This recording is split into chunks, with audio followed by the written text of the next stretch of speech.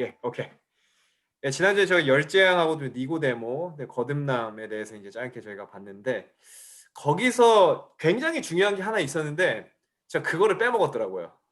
근데 이게 그 부분이 이렇게 스킵이 돼도 괜찮은 그 정도가 아니라 그게 사실은 열재앙 중에 핵심이거든요. 근데 그거를 제가 빼먹었어요. 그래가지고 오늘은 그거 빼먹은 부분 잠깐만 이제 다루고 그다음에 이제 니고데모 다음 이야기로 바로 넘어가도록 하겠습니다. 그 열 재앙 중에 사실 하이라이트는 열 번째 재앙이에요. 뭐냐면 이제 장자의 죽음이었잖아요. 그 장자의 죽음이 유월절인데 이 유월절이 굉장히 사실 중요한 의미를 가지고 있어요. 그러니까 이 열재앙이 이제 품성의 시험을 받는 기간이라고 제가 설명을 드렸는데 이 열재앙의 마지막은 유월절이었습니다. 그거를 제가 짧게 좀 볼게요. 13절 가보세요. 출애굽기 12장 13절. 출애굽기 12장 13절. 이 성경 구절을 김혜경 집사님 한번 읽어주실래요? 내가 애굽 땅을 칠 때에 그 피가 너희가 사는 집에 있어서 너희를 위하여 표적이 될지라. 내가 피를 볼 때에 너희를 넘어가리니 재앙이 너희에게 내려 멸하지 아니하리라. 예, 너희는 감사합니다. 여기 13절에 보니까 애굽 땅을 칠 때의 열재앙이죠. 그 피를 너희에 거하는 집에 있어서 너희를 위하여 표적이 될지라. 몇 번 이렇게 표적이 성경에 나오는데 여기는 표적, 그다음에 나중에 이제 라합 그 기생 라합에게 여리고성에서 그 빨간 줄을 이렇게 내리라고 하잖아요. 그때 사용된 그 표적과 똑같은 단어예요. 표적이 될지라 했어요. 그 피가 표적이 될지라. 내가 피를 볼 때에 너희를 넘어가리니. 참 이 구절이 저에게는 굉장히 좀 많이 읽히는 구절이고 굉장히 그 일반적인 티피컬한 구절처럼 들릴 수 있는데 이 구절을 저희가 다시 한번 보면은 되게 감동적인 구절이에요. 여기 보면은 내가 피를 볼 때에 너희를 넘어간다고 했어요. 그러니까 지금 하나님께서 집에 거하는 사람들을 보고 넘어간 게 아니라 그 집에 발라진 피를 보고 넘어간다고 하셨어요. 그러니까 거하진 지금 이 집에 거하는 사람들은 다 죄인들이잖아요. 근데 그 죄인들의 죄된 상태, 그다음에 그 죄인들의 수치, 그 죄인들의 그 길티, 뭐라고 하죠? 죄인들의 그 길트, 죄책감, 이런 모든 것들을 보는 것이 아니라 그러니까 죄인들의 죄된 모습을 보는 것이 아니라 죄인들이 거하는 그 집의 피를 보고 넘어가리니라고 했어요. 자, 그러면서 하나님께서 구체적으로 그 앞절들에서 언급을 하십니다. 그러니까 이거 피만 바르면 되는 게 아니에요. 유월절을 제가 조금 더 자세히 살펴보면은 저희가 이제 하나님께서 하나님의 천사가 피만 보고서 넘어갔다 해서 패스오버 유월절이라고 알고 있는데 피를 바른 사람들에게 구체적인 지시 사항이 주어집니다. 그게 이제 6절부터 시작이 돼요. 자, 6절 한번 보실게요. 6절. 황석주 집사님 한번 6절 읽어 주실래요? 10, 출애굽기요? 네, 출애굽기 12장 6절. 6절이요? 이달 14일까지 간직하였다가 해질 때에 이스라엘 회중이 그 양을 잡고 예, 그 피, 감사합니다. 예, 거기까지 읽어 주시면 돼요. 이달 14일까지, 그러니까 1월 14일 간직하였다가 해질 때에 이스라엘 회중이 그 양을 잡고, 자, 여기 보니까 해질 때에 그러니까 두 저녁 사이예요. 히브리어 원문으로 보면은 해질 때라는 말이 두 저녁 사이입니다. 그러니까 해가 완전히 이제 황혼과 해가 질 때쯤 그 두 저녁 사이에 양을 잡아라라는 거니까 해가 완전히 지기 전이라는 말이에요. 그러니까 그러기 전에 어린 양을 잡아라. 예수님께서 이제 돌아가신 시간하고 일치가 되고 또 이 구절에서 이제 이거는 사실 이것과 아주 관련된 건 아닌데 굉장히 중요한 의미가 또 있어요. 뭐냐면은 에베소서 4장에 가면요. 어떤 구절이 있냐면요. 분을 내지 말고 분을 내어도 죄를 짓지 말라고요. 바울이. 그러니까 화가 막 나잖아요. 뭐 누구한테 뭐를 듣거나 뭐 누가 이렇게 뭐 이게 뭐 남편이나 와이프하고 뭐 이렇게 뭐 화가 막 나잖아요. 근데 분을 품어도 죄를 짓지 말며라고 말을 하면서 바울이 뭐를 말을 하냐면은 분을 해줄 때까지 분을 분을 간직하지 말라라고 말을 해요. 해 질 때까지 분을 간직하자. 그러니까 무슨 다른 말로 무슨 말이냐면은 해가 지기 전에 화해하고 다 풀고 그리고 밤을 맞이해라. 이 말이거든요. 근데 이 말이 되게 의미가 있는 게 뭐냐면은 예수님도 해가 지기 전에 우리를 위해서 화목제로 돌아가셨어요. 굉장히 의미 있는 말이에요. 그래서 우리가 왜 바울이 거기서 말한 것처럼 왜 해가 지기 전에 우리가 왜 우리와 사이가 안 좋은 사람 또 혹은 우리와 다툰 사람 우리가 분을 품고 있는 사람하고 왜 화해를 하고 왜 풀어야 되는가? 예수님도 유월절 양이 되신 예수님도 해가 지기 전에 우리를 위해서 우리를 화해시키려고 돌아가셨습니다. 그거만큼 더 좋은 이유가 없는 것 같아요. 그렇죠? 그래서 뭐 이거는 뭐 개인적인 이야기입니다만 저랑 제 와이프도 이렇게 되게 사소한 거 가지고 이렇게 다툼이 일어나요. 그렇죠? 이렇게 데이트를 할 때는 저희가 4년 이제 데이트를 했는데 데이트를 할 때는 전혀 뭐 다툼 이런 게 뭐 다툴 거리가 없었던 그런 것들이 딱 결혼하고 나면은 막 사소한 걸로 이제 이렇게 돼요. 예를 들어서 아침에 일어나면 이제 저는 꼭 이불을 이렇게 다 개야 되는 스타일이거든요. 되게 지저분해 보여요. 그걸 안 하면은. 그리고 하루가 막 그거를 하고 하루를 시작해야지 그걸 안 하고 시작하면 하루 자체가 막 다 엉클어진 약간 그런 느낌이에요. 그래서 일어나면 이제 이불을 반듯하게 펴 놓든지 개 놓든지 이렇게 되는데 결혼을 딱 했는데 제 와이프는 저하고 완전히 반대인 거예요. 그러니까 인제 이런 것에서부터 인제 사소한 이제 다툼 같은 게 이제 일어나는 거죠.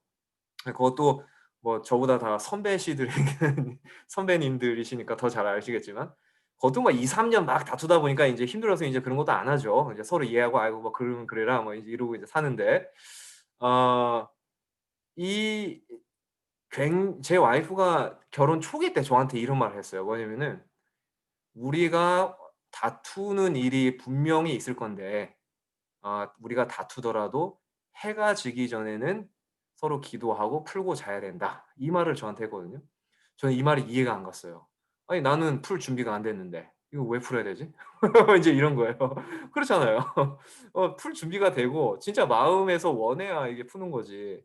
이게 뭐 해지기 전에 다 이거 풀어야 된다고 해서 풀어지는 건가? 예 저는 인제 이거에 동의를 못 했는데 이거 성경을 읽다 보니까 그게 굉장히 성경적이라는 걸 알게 됐어요. 분을 품어도 해가 질 때까지 분을 풀지 말며 에베소서 4 장에 말하는 것처럼 그다음에 출애굽기 12 장의 유월절 어린 양도 해가 지기 전에 잡아졌습니다. 예수님도 우리와 하나님을 화목시키기 위해서 해가 지기 전에 죽으셨어요. 굉장히 성경적인 방법이죠. 그래서 뭐 그냥 간단한 적용입니다마는 우리가 혹시라도 그렇죠? 혹시라도 분이 품는 일이 있으면은 해가 지기 전에 해결하는 것이 여러모로 좋습니다. 그걸 느끼게 됐어요. 여러모로 좋더라고요. 잠도 잘 오고. 자 계속 가 볼게요. 너무 이렇게 빠진 것 같은데. 자 7 절. 제가 읽을게요. 7 절 보면은 "그 피로 양을 먹을 집 문 좌우 설주와 임방에 바르고." 이랬어요. 문 좌우 설주와 임방. 그러니까 세 군데예요. 좌우 양쪽 그다음에 위에 임방. 그래서 영어로 보면은 sides and tops라고 했어요. 좌우 그다음에 인제 위에 탑 임방에 바르고 자 8 절부터 이제 중요한 거예요. 자 이 피를 바르긴 바르는데 피를 바르는 것만큼이나 굉장히 중요한 게 뭐냐면은 8 절. "그 밤에 그 고기를 불에 구워 무교병과 쓴 나물과 아울러 먹되." 지금 피를 바르는 것으로 끝나는 게 아니라 고기를 잡아야 되고 고기를 굽고 먹고 쓴 나물과 무교병과 같이 먹으라고 했습니다. 자 그러니까 먹는다고 말을 하는 건데 지금 여기가 어디서 먹는 거예요? 집 안에서 먹는 거잖아요. 그러니까 피를 바르는 것만큼이나 진짜 중요한 게 뭐냐면은 그 피를 바른 집 안에 거해야 됐습니다. 그래서 하나님께서 그 사람이 그 집 안에 거했을 때에 그 사람의 어떤 의로운 상태, 뭐 죄가 없는 뭐 그런 상태, 완전한 상태 막 그런 상태를 보고 넘어가시는 게 아니라 하나님께서는 피를 보고 넘어가신다고 했어요. 근데 그 피를 보고 넘어가는 조건을 충족하려면은 그 집 안에 일단 있어야 돼요. 이게 굉장히 중요한 조건이에요. 예수님 안에 이제 거하는 상징이죠. 두 번째, 그게 이제 첫 번째 조건이고 두 번째, 고기를 먹어야 돼요. 그 잡은 고기를 먹어야 돼요. 세 번째, 이 고기를 그냥 고기만 먹는 게 아니라 쓴 나물과 무교병을 함께 먹어야 돼요. 이제 이 굉장히 중요한 이제 구절들이거든요. 쓴 나물은 뭐냐면은 죄를 상징합니다. 죄의 고난, 죄의 상태, 쓰라는 그 죄된 상태를 상징해요. 그래서 쓴 나물을 먹으면서 그 자기들이 예전에 지었던 그 죄의 상태, 예전에 노예 생활을 했던 그런 상태를 계속 명상하는 거고, 무교병은 나중에 이제 바울이 고린도전서에 가서 무교병을 어떻게 해석을 하냐면은, 무교병은 이제 누룩이 들어가지 않은 거잖아요. 누룩은 예전 죄를 상징합니다. 그래서 무교병, 이 누룩이 들어가지 않은 떡이라는 것은 무슨 상태냐면은 죄가 더 이상 유혹이, 그러니까 예전의 삶, 예전의 죄된 삶이 아닌 이제 새로운 삶을 말하는 거예요. 그래서 저희가 사실 저번 주에 거듭남에 대해서 말을 했는데, 무교병을 먹는 상태에도 굉장히 중요한 거듭남의 원리가 사실은 있습니다. 예전의 상태가 아닌 지금은 이제 전혀 새로운 상태를 의미하는 뜻으로 무교병을 먹는데, 이 무교병을 뭐와 함께 먹느냐가 굉장히 중요해요. 뭐냐면은 양과 함께 먹었습니다. 그래서 우리가 예전의 상태를 버리고 완전히 새로운 상태로 올 수 있는 것은 사실 단 한 가지 길밖에 없어요. 뭐냐면은 우리의 양 되신 예수님을 깊이 우리가 먹듯이 명상하고 그 예수님과 날마다 동행하는 것만이 우리가 예전의 삶을 버리고 다시 우리가 새로운 삶으로 나아올 수 있는 길이라는 것이죠. 예수님 안에 없을 때, 예수님 안에 없을 때, 집 밖에 있는 상태, 하나님께서는 분명히 집 안에 있으라고 명령하셔서, 조사 심판하고 굉장히 흡사해요. 이 조사 심판이 우리의 품성의 시험을 받고 있는 이 기간인데, 우리한테 중요한 게 뭐냐면요. 지금 이 기간에 우리가 누구냐가 아니에요. 우리 죄인이잖아요. 우리가 예전에 다 지은 죄를 있고, 지금도 우리가 이기심을 가지고 있고, 또 우리가 뭐 알지 못하는 어떤 은밀한 죄들이 있을 수 있어요. 우리가 다 그런 죄가 있는데, 이 조사 심판에 있어서는 우리가 누구였냐가 중요한 게 아니라 우리가 지금 어디에 거하고 있느냐가 가장 중요한 점입니다. 우리가 피가 발라진 집, 우리의 집 되시는 예수님 안에 거하고 있을 때에 하나님께서는 우리를 봐서 넘어가시는 게 아니라 집을 봐서 넘어가시는 거예요. 그 피를 보고 넘어가십니다. 그래서 이 조사 심판에 우리가 예수님과 동행하는 한 우리가 두려울 게 하나도 없어요. 우리의 품성이 시험 받고 있는 이 기간대에 혹시라도 내가 뭐 또 죄를 지으면 어떡하지? 혹시라도 뭐 예전의 삶으로 들어가면 어떡하지? 혹시라도 내가 또 이기심에 또 이끌려서 살면 어떡하지? 이런 두려움들이 또 있잖아요. 또 혹시라도 뭐 사단이 나중에 나를 시험해 가지고 또 죄에 빠지면 어떡하지? 이런 많은 두려움들이 있는데, 사실 우리가 두려워할 필요가 없는 게, 우리가 예수님 안에 있으면은 두려워할 필요가 없습니다. 우리의 품성은 우리가 스스로 개발하는 것이 아니라 예수님 안에 있을 때 성령께서 우리에게 그 의를 주세요. 그 의가 바로 품성인데, 그게 바로 사랑의 정신입니다. 그게 바로 우리의 정신이 되는 거예요. 근데 이게 어느 때만 가능한가? 다시 반복하자면은 피를 바른 집 안에 있을 때 가능합니다. 그거 바로 우리 예수님이시죠. 자, 여기 이 8절부터 보면요. 다시 한번 제가 읽으면, 그 밤에 그 고기를 불에 구워 무교병과 쓴 나물과 아울러 먹되, 9절, 난로나 물에 삶아서나 먹지 말고. 이게 굉장히 재밌죠. 이게 날로 먹으면 안 되고, 삶아서도 먹지 말래요. 구워야 돼요. 무조건 태워야 돼요. 어 무교 아 그렇게 먹지 말고 그 머리와 정강이와 내장을 다 불에 구워 먹고 아침까지 남겨두지 말며 아침까지 남은 것은 곧 소화하라. 다 태워라. 이거예요. 네, 11절. 너희는 그것을 이렇게 먹을지니 허리에 띠를 띠고 발에 신을 신고 손에 지팡이를 잡고 급히 먹으라. 이것이 여호와의 유월절이니라. 11절이 가장 논리적인 구절이에요. 이 제가 읽은 구절 중에서. 왜 그러냐면은 지금 띠를 띠고 지팡이를 잡고 신발을 신고 급하게 먹으라 했거든요. 급하게 먹으라라고 하신 이유는 뭐냐면은 바로 이제 출애굽해야 돼요. 그렇기 때문에 그 시간이 딱 돼 가지고 뭐 이거 챙기고 저거 이럴 정신이 없어요. 그냥 바로 나가야 돼요. 땡 하면 바로 나가야 됩니다. 그래서 이게 지금 띠를 띠고 신발 신고 뭐 급하게 버리고 굉장히 이성적인 지적이에요. 그리고 지시입니다. 그렇죠? 근데 이거에 비해 가지고 그 전에 나오는 구절들 있죠. 머리도 데우고 정강이도 데우고 내장도 데우고 삶아서 먹지 말고 다 태워서 다 먹어라. 이걸 다 먹어 이거예요. 지금 남기지 말고 다 먹는데 혹시라도 남기면은 그거조차도 다 태우고 그다음에 출애굽해야 돼. 지금 이 말씀을 하나님께 하시면 11절에 비해서 그 전의 구절들은 '왜 그러셨을까?'라는 질문을 저희에게 주게 돼요. 그렇죠? 11절은 굉장히 이성적이거든요, 사실은. 바로 나가야 되니까 띠를 띠고 신발을 신고. 근데 그 전 구절들은 뭐 사람들이 삶아서 먹을 수도 있고 또 뭐 배부르면은 남길 수도 있고 또 사실 그렇잖아요. 지금 바로 다음 날 몇 시간 뒤면은 굉장히 중요한 이제 출애굽을 해야 되는데 막 무거운 속으로 이거를 막 어떻게 막 배불러 가지고 막 걸으면서 힘들잖아요. 그렇죠? 그래서 그냥 적당하게 먹고 남기고 그냥 남은 거 그냥 알아서 그냥 버리고 나가 버려 이러는 게 가장 이성적으로 보여요, 저희한테는. 자 근데 하나님께서는 "이것을 다 태워서 먹어라." 아 하나님께서 왜 이러셨을까? 이스라엘 백성들이요. 그 어린 양을 태워 가지고 하나하나 다 인제 가족들이 이렇게 둘러앉아 가지고 있죠, 식탁에. 굉장히 되게 아름다운 장면인데 사실은 이게 무서운 장면이 아니라 사실 굉장히 아름다운 장면입니다. 이게 자자손손 다 이렇게 대가 다 모여 가지고 할아버지부터 손자, 손녀까지 한 테이블에 집 안에서 집 밖에 나가면 안 돼요. 집 안에서 한 테이블에 앉아 가지고 인제 하나씩 뜯어 주는 거예요, 자기가 태운 것을. 하나씩 뜯어 주는 거죠. 머리부터 해 가지고 안에 내장 그다음에 고기들을 하나씩 뜯어 주는데 이 고기들을 뜯을 때마다 뭐가 나올까요?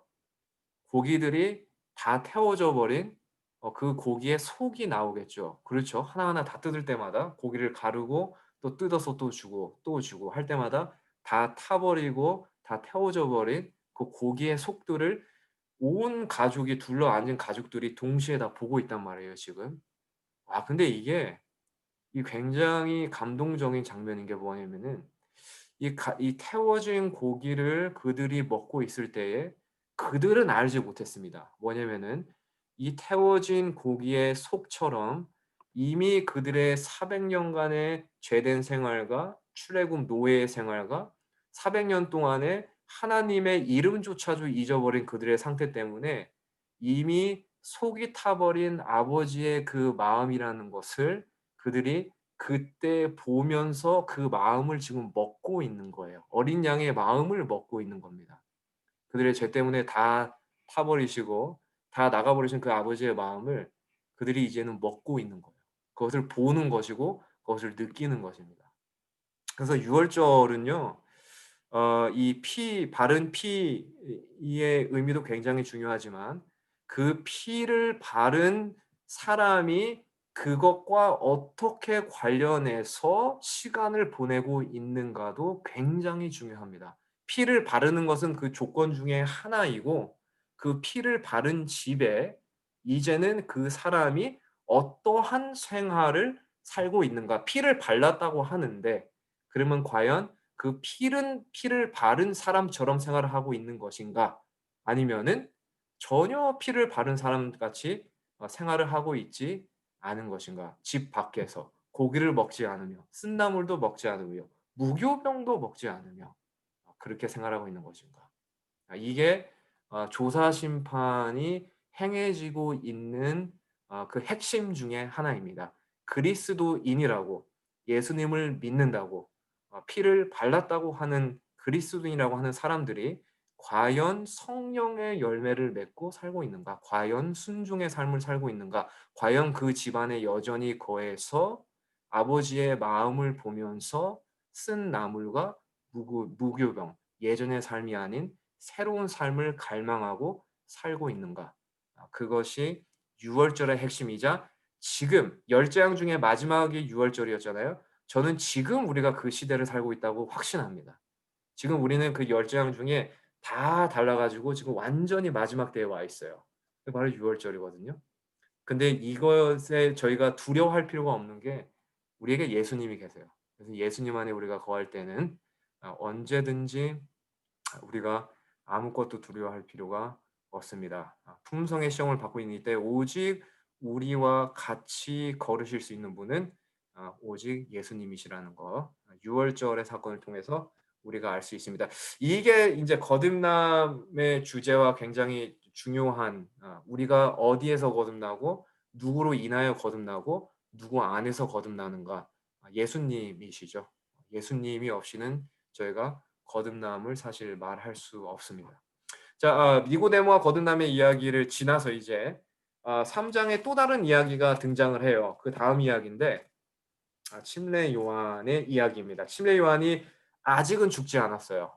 그래서 몇 가지 이야기가 조금 더 이렇게 남았는데 침례 요한과 관련해서 오늘은 그 이야기 중에 한 가지를 저희가 같이 보도록 하겠습니다. 요한복음 3장에 가시면은 3장 22절에 가시면은 이렇게 이야기가 시작이 돼요.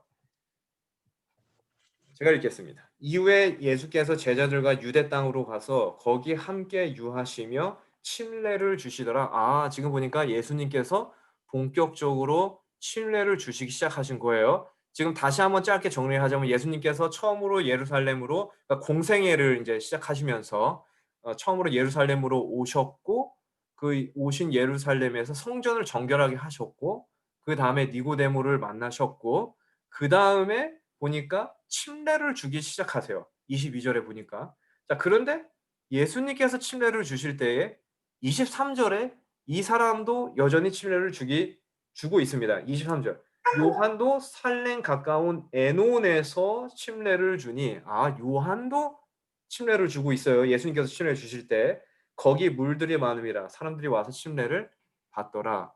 그러니까 예수님과 요한이 지금 둘의 사역이 유일하게 이때 겹쳐요. 뭐냐면은 예수님의 침례를 주실 때 요한도 침례를 주고 있는, 사실 요한이 계속 침례를 주고 있었죠. 그러니까 요한이 침례를 주고 있을 때에 예수님께서 같이 침례를 주셨다라고 하는 말이 더 정확하겠죠. 요한이 벌써 예전부터 침례를 주고 있었기 때문에. 자, 여기 보면 새 종교적 세력이 등장해요. 제가 스크린을 잠시 좀 쉐어를 좀 해서 스크린이 보이실 거예요. 자, 새 종교적 세력이 등장을 하는데 첫 번째로 사내드린입니다. 사내드린이 등장을 하고, 두 번째로 침례 요한이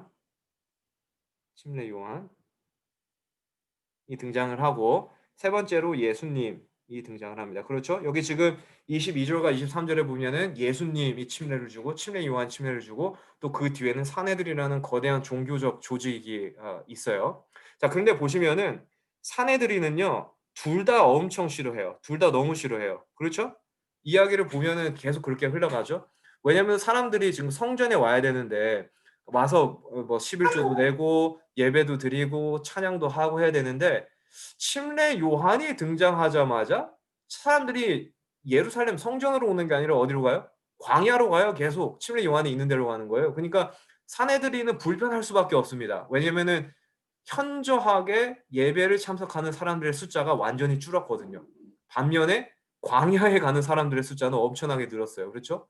그래서 침례 요한으로 끝나는 줄, 그럼 우리가 침례 요한만 제거하면 되겠구나라고 끝나는 줄 알았는데 보니까 또 예수님이라는 인물이 또 등장을 해요. 메시아가. 그러면서 사람들이 또 분산되기 시작해요. 예수님한테. 그러니까 사내들인의 입장에 있어서는 굉장히 지금 불편한 상황이에요. 굉장히 큰 한 부류는 침례 요한한테 가고 그보다 더 큰 부류는 예수님한테 가는 거예요. 사내들인은 예수님과 침례 요한 둘 다 죽이기를 원했습니다. 그렇죠? 자, 그런데 26절에 보세요. 26절. 24절에 보면은 요한이 아직 옥에 갇히지 아니하였더라. 침례 요한이 아직 옥에 안 갇힌 이때의 일이에요. 26절.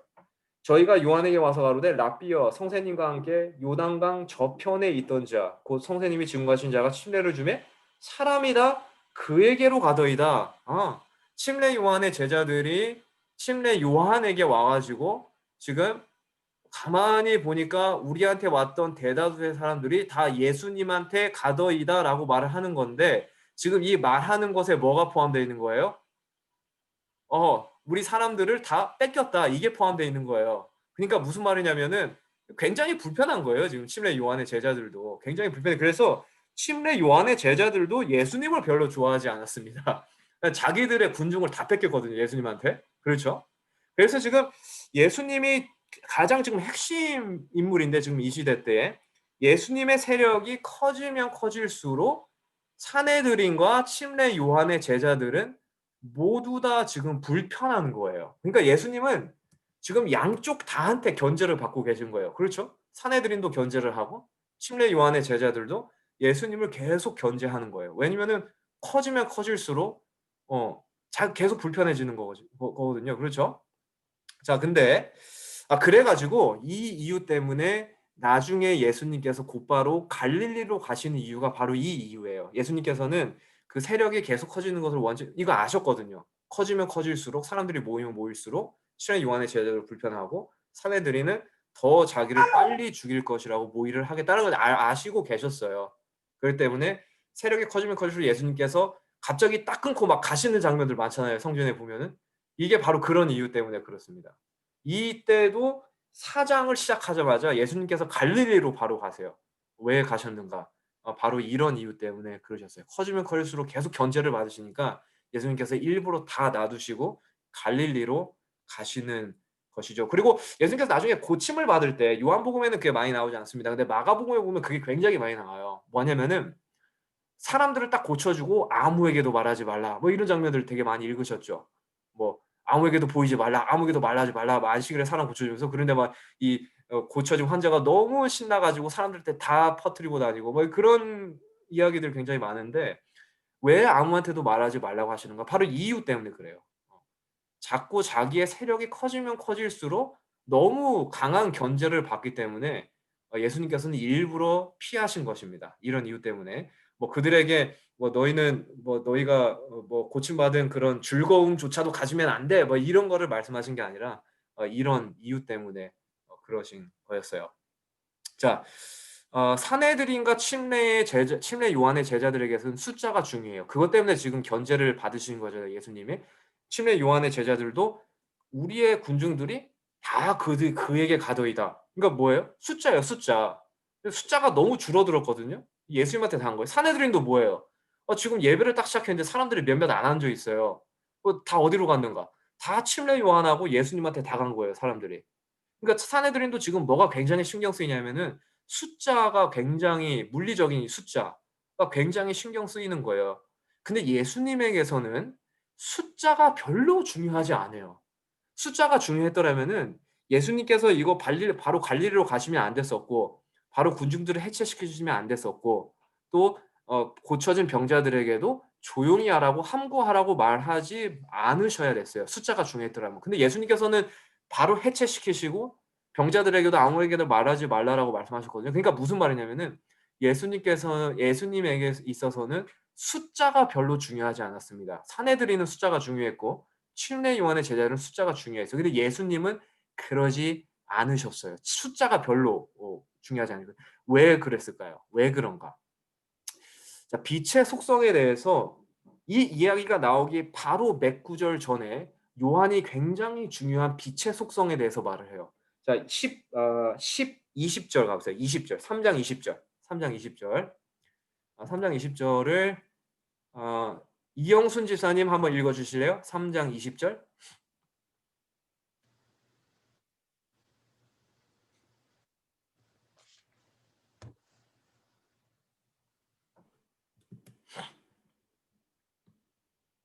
요한복음 3장 20절. 뮤트 하신 거 아니에요? 예, 이영순 집사님 혹시 좀 읽어 주실 수 있으신가요?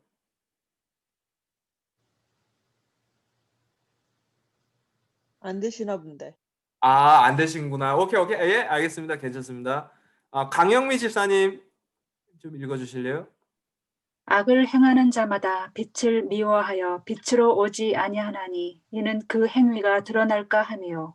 예, 감사합니다. 여기 보니까 악을 행하는 자마자 빛을 미워해 가지고 그러니까 어두운 사람들이에요. 빛을 미워해서 빛으로 오지 아니하나니 이는 그 행위가 그러니까 어두움에 있는 사람들은 빛으로 오면은 그 어두운 행위가 드러나기 때문에 빛으로 오지 않는다. 그러니까 빛의 역할이 뭐예요?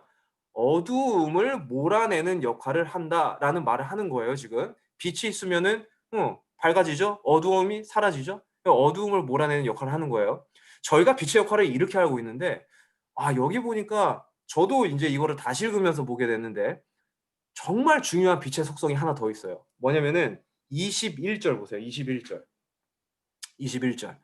어 21절을 양효선 집사님 혹시 말씀을 하실 수 있으시면은. 예, 괜찮습니다. 말씀 못 하시는 상황 같으신데 제가 읽을게요. 21절. 진리를 쫓는 자는 빛으로 오나니 이는 그 행위가 하나님 안에서 행한 것임을 나타내려 함이라 하시니라. 그러니까 진리를 쫓는 자는 빛으로 오나니. 빛의 두 번째 속성이 뭐예요? 빛은 빛을 이끄는 거예요. 재밌는 속성이에요. 빛이 진리의 빛을 사랑하는 사람들은 빛이 비추일 때에 그 빛에게 이끌린다라는 말이에요. 그러니까 빛이 빛을 이끈다 라는 것이죠. 이게 이제 굉장히 중요한 의미를 가지고 있는데 빛이신 예수님은요. 예수님은 우리의 빛이신 빛이신 예수님은 숫자가 몰리고 세력이 커지는 것이 별로 중요하지 않으셨어요. 왜냐면은 빛으로 다니시는 것이 중요했습니다. 예수님에게 있어서는. 이게 무슨 말일까요? 이게 무슨 말이냐면은 빛으로 다니시는 한 진리를 원하고 빛 가운데 행하기를 원하는 사람들이 빛이신 예수님에게 모일 것이기 때문에 예수님에게 있어서는 숫자가 많아지고 사내들이는 숫자에 굉장히 집착했잖아요. 침례 요한의 제자들도 그렇고. 예수님은 숫자, 세력 이거 커지는 게 이게 중요한 게 아니에요. 예수님에게서 진짜 중요한 건 뭐냐면은 빛이신 예수님께서 다니시면서 정말 진리를 원하는 빛을 원하는 사람들을 이끄는 것. 그 사람들을 모이게 하는 것. 이게 예수님한테는 더 중요한 거예요. 자, 그럼 예수님께서 빛으로 행하신다는 것이 무슨 말인가? 자, 요한복음 3장 34절을 가 보세요. 요한복음 3장 34절. 어 3장 34절. 김현미 집사님 한번 읽어 주실래요? 3장 34절. 하나님의 보내신 이는 하나님의 말씀을 하나니 이는 하나님이 성령을 한량없이 주심이니라. 감사합니다. 여기 빛으로 행한다는 것은 첫 번째로 성령을 한량없이 부어 주심이라. 뭐예요? 성령으로 충만한 상태입니다. 빛으로 행한다는 것은 성령으로 충만한 상태고 여기 34절에 하나님의 보내신 이는 예수님을 지금 문맥상 말을 하는 거예요, 요한이. 그러니까 예수님도 하나님의 한량없는 성령의 부음을 받았다. 예수님도 성령 충만함을 받았다라는 거예요. 그래서 예수님께서 빛으로 행하실 수 있었던 첫 번째 이유는 무엇이냐면은 첫 번째 근거는 무엇이냐면은 바로 성령 충만함이었습니다. 예수님한테는 이게 더 중요한 거예요. 자, 4장 34절 보세요. 두 번째. 4장 34절. 4장 34절에 제가 읽겠습니다. 4장 34절. 예수께서 이르시되 나의 양식은 나를 보내신 이의 뜻을 행하며 그의 일을 온전히 이루니 이것이니라. 그러니까 예수님에게서 가장 중요한 것은 무엇이냐면은 뭐에 보니까 나의 보내신 이의 뜻을 행하며 그의 일을 온전히 이루는 게 가장 중요한 것이다라고 말을 하고 있어요. 그래서 예수님에게 있어서는 아버지의 뜻에 순종하는 것이 더 중요했습니다. 그래서 빛으로 행한다는 것은 첫 번째로 성령 충만한다는 것을 의미하고 두 번째로 아버지의 뜻에 완전히 순종하는 것을 의미해요. 그러니까 예수님에게 있어서는 빛으로서 이런 것들이 더 중요한 거예요. 성령 충만함과 아버지의 뜻에 순종함으로써 빛으로서 걷는 것. 이러는 한 빛으로 사람들이 모이거든요. 이게 예수님한테는 더 중요한 거예요. 숫자보다. 자, 우리도 이런 경우가 좀 있는 것 같아요. 보면은. 왜냐면은 무엇을 하든지 숫자로 결과가 측정이 되잖아요. 그렇죠? 몇 명이 모였어. 얼마나 많은 사람들이 참여했어. 그러니까 숫자가 이게 많으면은 되게 성공적으로 끝나는데 이제 이렇게 저희가 많이 측정을 하는데 성공의 여부를 이제 그 숫자에 많이 저희가 측정을 하죠. 또 사실 거기에 중요한 면이 또 있는 게 사실이에요. 그렇죠? 숫자에. 성공의 여부를 이제 그런 것들로 저희가 많이 결정을 하는데 근데 더 중요한 게 무엇이냐면요. 빛이신 예수님과 함께 동행하는 삶입니다. 이게 더 중요해요, 사실은.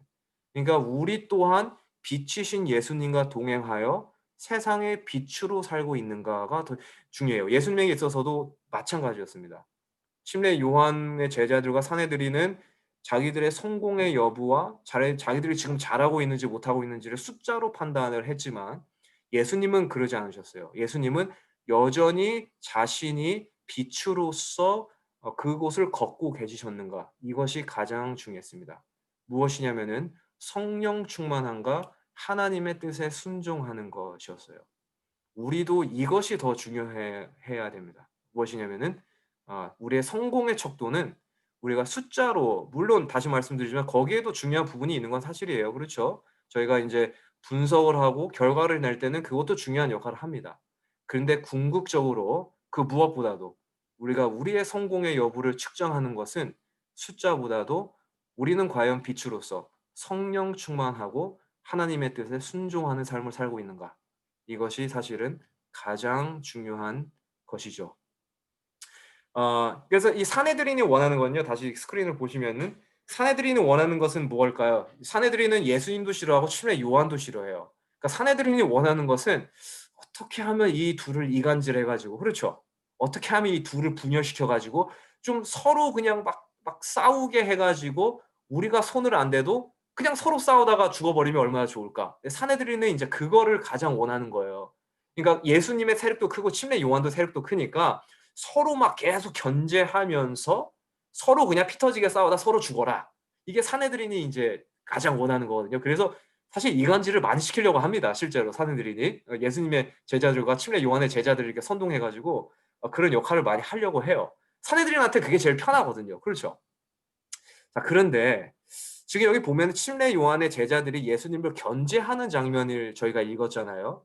그래서 침례 요한의 제자들이 예수님을 별로 안주하고 상당히 견제하는 것 같고 시기하는 것 같고 뭐 거의 뭐 싸우는 것처럼 이렇게 묘사가 되는데 자세히 살펴보면 굉장히 중요한 사실이 있어요. 여기에 예수님께서 사람들을 지금 보니까 예수님에게 사람들이 다 몰렸다고 하잖아요. 여기 성경에 보면은 침례 요한의 제자들이 그것 때문에 지금 속이 상한 건데 자기한테 왔던 사람들이 어느 날 갑자기 예수님이 나타나니까 다 거기로 몰리는 거예요. 자, 근데 여기 질문이 뭐냐면 예수님께서 사람들을 어떻게 모으셨는가? 이 질문을 풀면요. 저희가 이 이야기에 있는 약간의 반전을 볼 수 있습니다. 어떻게 사람들을 모으셨는가? 예수님께서 설교를 잘하셔서 사람들을 모으셨는가? 예수님께서 하나님의 나라의 복음을 전파하셔서 회개하라 하나님의 나라가 가까웠다. 이 말을 하셔서 사람들을 그렇게 많이 모으셨는가? 무엇 때문에 예수님께서 사람들을 모으셨는가? 자, 마태복음 4장에 가보세요. 마태복음 4장에 좀 중요한 구절이 등장하는데 4장 12절, 12절과 17절. 마태복음 4장 12절과 17절. 이 구절을 김성희 집사님 한번 읽어주실래요? 예수께서 요한이 잡혔음을 들으시고 갈릴리로 물러가셨다가 예, 감사합니다. 여기 보니까 예수님께서 요한이 잡히셨다는 시점을 정확하게 묘사하고 있어요. 요한이 이때는 잡혔어요. 그렇죠? 잡히고 나서 예수님께서 무엇을 하셨는지 17절에 나와요. 자, 17절 한번 읽어주세요. 이때부터 예수께서 비로소 전파하여 이르시되 회개하라 천국이 가까웠느니라 하시더라. 예, 감사합니다. 자, 17절에 보니까 뭐라고 나와요? 이때부터. 이때가 언제예요? 12절에서 말하는 요한이 옥에 잡힌 때부터. 그렇죠? 그러니까 요한이 이제는 아무것도 할 수 없고 헤롯에 의해서 감옥에 있을 때 그때부터를 말하는 건데 그때부터 예수님께서 무엇을 하셨는가? 비로소 전파하여. 비로소 무엇을 전파했는가? 가라사대 회개하라. 천국이 가까웠느니라. 그러니까 예수님께서 본격적으로 설교는 언제 하셨어요? 요한이 옥에 잡혔을 때 본격적으로 하나님의 나라를 전파하기 시작한 거예요. 똑같은 이게 사실 메시지거든요. 요한도 똑같은 걸 전파했어요. 회개하라, 천국이 가까웠다. 이 똑같은 메시지를 요한이 옥에 잡히니까 그제서야 설교하기 시작하고 그제서야 다른 퍼블릭에 퍼뜨리기 시작하시는 거예요. 사람들을 하나님의 나라로 초청하기 시작하시는 거죠. 언제부터요? 다시 요한이 옥에 갇혔을 때부터. 자, 그런데 지금 예수님한테 사람들이 이렇게 많이 모였을 때는 언제예요? 요한이 아직 옥에 갇히기 전이에요. 다시 돌아가 보세요. 요한복음 3장. 요한복음 3장. 요한복음 3장 24절에 보시면은 요한이 아직 옥에 갇히지 아니하였더라. 정확하게 성경이 말하고 있어요. 이때는 요한이 아직 옥에 갇히지 않았어요. 그러니까 예수님에게 사람들이 지금 굉장히 많이 모이는 것은 예수님께서 설교를 지금 하셔가지고 혹은 하나님의 나라를 전파해서 모인 게 아니라는 뜻이에요. 그렇죠? 그렇죠? 자, 다시 좀 더 쉽게 정리하자면 하나님의 나라를 전파하신 것은 요한이 옥에 갇힌 때부터인데 지금 사람들이 몰렸을 때는 예수님에게 몰렸을 때는 요한이 갇히기 전이란 말이에요. 그러니까 예수님에게 사람들이 예수님에게 몰린 이유는 예수님께서 복음을 전파하셨거나 설교를 하셨기 때문이 아니라는 것이죠. 왜냐하면 그것은 요한이 옥에 갇혔을 때부터 시작을 하셨으니까. 그렇죠? 자, 그러면 사람들이 왜 모였는가? 이제 이게 계속 되는 질문이에요. 하지만 분명한 거 한 가지는 예수님께서 복음을 전파하심으로 사람들이 모인 것은 아니구나라는 것인데 예수님에게 그러면 어떻게 사람들이 더 많이 몰렸는가? 29절 보세요. 3장 29절. 3장 29절. 정유신 집사님 한번 읽어주실래요? 요한복음 3장 29절. 딱 29절이요. 예, 맞습니다. 네네. 신부를 취하는 자는 신랑이나 서서 신랑의 음성을 듣는 친구가 크게 기뻐하나니 나는 이러한 기쁨이 충만하였노라. 예, 감사합니다. 여기 보니까 요한이 자기 자신을 뭐로 설명해요? 신랑의 친구로 설명해요. 신랑의 친구. 제가 그 결혼할 때 그 신랑 친구들이 이렇게 도와주잖아요. 저도 사실 그런 문화가 있는지 이제 몰랐는데 미국에 와서 결혼식을 몇 번 참여하니까 그런 좋은 문화가 있더라고요. 신랑의 친구들, 신부 측은 또 신부의 친구들, 브라이즈메이드 해가지고 또 뭐 이렇게 있잖아요. 이렇게 해서 이제 친구들이 나오는데 요한이 자기를 뭐로 설명하냐면 그 사람들, 신랑의 결혼할 때 신랑의 친구들이 이렇게 딱 도와주는데 그 사람들 중에 하나로 자기를 설명을 하는 거예요. 나는 신랑이 아니라 신랑의 친구이다. 자기의 역할을 정확하게 설명을 하는 거예요. 그러니까 저기의 역할은 뭐냐면 나는 친구의 역할을 하는데 신랑과 신부가 결합하는 과정을 추진하는 역할을 한다라는 것을 설명하고 있어요. 여기에 사실 답이 있어요. 예수님이 천국 복음을 이때 전파한 것도 아닌데 아직 요한이 옥에 갇히기 전이어서 그렇다면은 어떻게 사람들이 예수님에게 모였는가? 이게 바로 이제 비밀인데 무엇이냐면은 신랑의 친구로 소개한 이 사람, 신랑의 친구가 자기의 역할을 여전히 수행했기 때문에 사람들이 자기의 신랑이었던 예수님을 만날 수 있었다라는 것이죠. 그래서요, 이 요한의 제자들이 예수님을 별로 안 좋아하는 것 같이 보이고 또 요한도 그렇게 동조시키려는 것처럼 보여요. 그렇죠? 우리에게 이런 사람들이 있었는데 어떻게 하루아침에 이 사람들이 다 저 사람에게로 가냐면서 예수님이라는 말도 안 쓰고 메시아라는 말도 안 써요. 저 사람이라는 표현을 써요. 그 사람, 저 사람에게 가더이다. 이런데 여기 보면은 사실 요한은 전혀 선동되지 않았고 요한은 여전히 예수님을 높였습니다. 굉장히 중요하죠. 어떻게 사람들이 예수님에게 몰렸는가? 요한이 여전히 그 역할을 수행했기 때문에 사람들이 여전히 예수님에게 간 것이죠. 그래서 이제 30절에 말씀이 나오는 거예요. 30절. 제가 읽겠습니다. 30절. 그는 흥하여야 하겠고 나는 쎄하여야 하리라. 여기 보니까 그는 흥하여야 하겠고 예수님께서는 흥하셔야 되고 나는 쇠하여야 된다. 나는 감소돼야 되고 예수님은 더 증가해야 된다. 근데 이게 기뻐요. 요한은 29절 다시 보세요. 신부를 취하는 자는 신랑이나 서서 신랑의 음성을 듣는 친구가 크게 기뻐하나니 나는 이러한 기쁨이 충만하였느니라. 요한은 이게 기쁜 거예요. 그러니까 자신은 점점 잊혀져 가고 지금 떠오르는 예수님이 계시는데 자기가 잊혀져 가는 게 기쁜 거예요, 요한은.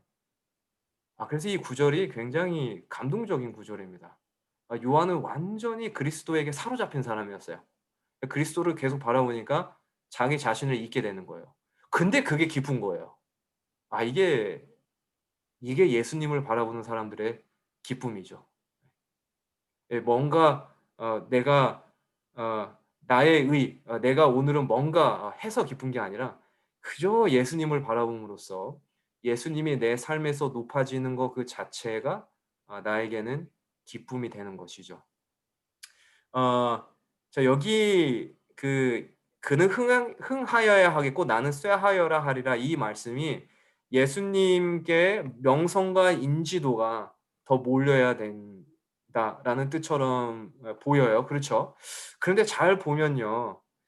자, 이게 무슨 뜻처럼 보이냐면은, 다시 말씀드리면, 예수님이, 내가 만약에 숫자 7이라면은 예수님은 10이 돼야 된다. 그러니까 예수님은 더 이렇게 많아져야 되고 나는 더 적어야 된다, 그거보다. 그래서 나는 7인 게 나는 여전히 기쁘고 예수님은 10이 되는 것이 나는 좋다. 이런 말씀처럼 들리잖아요. 그렇죠? 예수님은 더 많아야 되고 난 더 감소돼야 된다. 그러니까 예수님이 10이고 내가 7이면은 그게 그냥 기쁜 거예요. 그렇죠? 그런 말씀처럼 이렇게 보이는데, 자, 이게 이제 굉장히 이제 이게 재밌는 부분이에요. 뭐냐면은 쇠하여라, 발음이 안 되네. 쇠하여라 하리라. 예, 쇠하여야 하리라. 예, 이게 죄송합니다. 제가 어느 날인가부터 한국말 발음도 안 되고 영어 발음도 안 되는 이게 심각한 상황이 생겼어요. 이해를 해주시기 바랍니다. 다시 제가 연습을 좀 해볼까요? 쇠하여야 하리라, 이 말씀이요, 수동태로 쓰였어요. 수동태. 그러니까 나는 더 감소가 돼야 되는데 이게 수동태로 쓰였어요. 자, 이게 무슨 말이냐면은 지금 흥하여야 하리라는 능동태로 쓰였거든요. 근데 이게 문법에서 어느 구조로 쓰였냐면은 흥하면서 내가 더 낮아지는 비교로 쓰였어요. 비교로. 다시 말씀드리면은 이게 반비례로 쓰였어요. 반비례. 그러니까 이게 높아지면은 예수님이 10, 20, 30 높아지면은 나는 계속 7로 있는 거나요? 반비례가? 아니죠. 나는 그거에 비례해 가지고 어떻게 되는 거예요? 낮아지고 5가 되고 4가 되고 3이 되고 1이 되고 나중에는 사라지는 거예요. 그게 그런 헬라어 문맥으로 쓰였어요. 다시 말씀드리면 쇠하여야 하리라는 수동태로 쓰였는데 이 수동태가 어디에 관계돼 있는 것이냐면은 앞에 나온 흥하여야 하리라 능동태로 쓰여진 이것과 관련되어 가지고 반비례로 쓰여진 형태예요. 그러니까 예수님은 10이고 나는 7이니까 나는 이걸로 만족해가 아니라 예수님이 더 높아지고 예수님이 20이 되고 30이 되면은 나는 7로 있는 게 아니라 나는 5가 되고 4가 되고 나는 0이 되고 나는 완전히 잊혀져 버리는 이 상태가 나는 좋다라는 거예요. 그러니까 예수님이 높아지면요, 내가 7로 있을 수가 없어요. 예수님이 높아지면 어떤 결과가 생기냐면은 나는 잊혀지는 거예요. 이걸 요한이 말하는 거예요. 나는 여전히 나의 상태로 있는 게 아니라 나는 완전히 잊혀져 버리는 그 상태. 예수님이 높아질수록 나는 더 낮아지는 상태. 그대로 있는 게 아니라 더 낮아지는 상태. 높아지면 높아질수록 나는 완전히 잊혀지는 상태. 그러니까 예수님을 바라보고 또 바라보면 결국 나를 잊게 되는 것입니다. 그리스도를 주목한 나머지 나의 이기심, 나의 상태, 나의 유익을 구하는 마음은 내가 완전히 잊어버리게 되는 거예요. 자, 그러면 어떤 마음이 충만하게 되는가? 성령으로 이끌리는 마음이 충만하게 된다. 그게 무슨 마음이냐면은 다른 사람의 유익을 구하는 봉사의 정신, 사랑의 봉사의 정신이 나의 기쁨이 되는 거예요. 그래서 요한이 기뻤다고 하잖아요. 지금 기쁨이 충만하였다라고 했는데 이 기쁨이 어떤 기쁨이냐면은 나의 유익을 구하지 않고 오직 예수님의 유익만을 구하는 그 상태가 나는 기쁘다라는 거예요. 그러니까 나는 7의 상태가 아니라 나는 5가 되고 4가 되고 0이고 완전히 없어져 버리는 그 상태가 나에게는 정말 기쁘다라는 뜻이죠. 이게 우리의 경험이 어, 돼야 될 것 같아요. 그렇죠? 무엇이 나를 지금 기쁘게 하고 있는가? 한번 우리가 오늘 저녁에 던져봐야 될 질문인 것 같습니다. 예수님을 바라볼수록 나를 있게 되는 경험. 이것이 우리의 경험이 되기를 바랍니다. 자, 여기 보니까 4장 2절에 자, 오늘의 마지막 구절인데 4장 2절에 보면은 예수께서 친히 침례를 주신 것이 아니요 제자들이 준 것이라라고 말을 하고 있어요. 그러니까 예수님께서 침례를 주신 것이 아니라 제자들이 주었던 침례이다.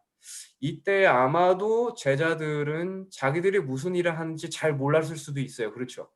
예수님께서 그냥 하라고 하니까 예수님께서 주신 게 아니라 이제 제자들이 줬을 수도 있는데 그런데 오순절 때요. 예수님께서 이제 하늘로 올라가시고 오순절 때 성령의 침례를 받은 제자들은 이때에도 자신들을 믿으시고 맡기시고 기다리셨던 예수님께 아마 항상 감사했을 것 같아요. 제자들이 뭘 한다고 예수님께서 제자들한테 너 침례를 줘발래 이러셨겠어요. 그렇죠? 제자들 상당히 사실 이건 예수님과 처음으로 동행할 때는 예수님의 사역을 사실 끝까지 이해를 하지 못하지만 이때는 더 이해하지 못했거든요. 그리고 침례의 완전한 의미도 아마 몰랐던 것 같아요, 제자들은. 근데 이런 제자들에게 예수님께서 뭘 안다고, 그렇죠? 제자들이 맡기셨겠어요. 예수님께서 그들이 뭐를 잘 알아서 맡긴 게 아니라 그들을 그냥 믿으신 거예요, 예수님께서. 여전히 믿으시고, 여전히 맡기시고, 여전히 기다리신 예수님을 아마 제자들이 나중에 이 경험 때문에 항상 감사했을 것 같아요. 와, 이때 예수님께서 우리가 뭘 한다고 진짜 우리한테 맡기셨지? 뭐 이런 말을 했을 수도 있어요. 근데 이 경험 때문에 항상 감사하고 예수님을 따를 수 있었던 것이 아닌가. 그래서 결국은요, 우리가 이 신앙에 끝까지 매여 있을 수 있는 게 무엇이냐면은 뭐 우리가 무엇인가 뭐 교회를 열심히 다녀가지고 뭐 우리의 의지 때문에 의지도 중요한데 사실 저희가 엄밀히 따지자면 그것 때문이 아니라 오늘도 우리를 믿으시고 오늘도 우리에게 맡기시고 오늘도 우리를 기다리시는 예수님의 사랑과 은혜가 없으면은 우리가 신앙을 할 수가 없습니다. 그것이 존재하기 때문에 우리가 오늘도 예수님을 바라보고 나를 잊는 경험을 하는 것이죠. 오늘은 여기까지 하겠습니다.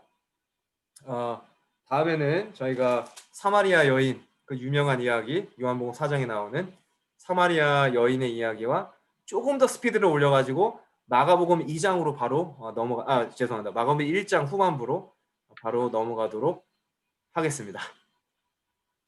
오늘은 여기까지 하고 혹시 질문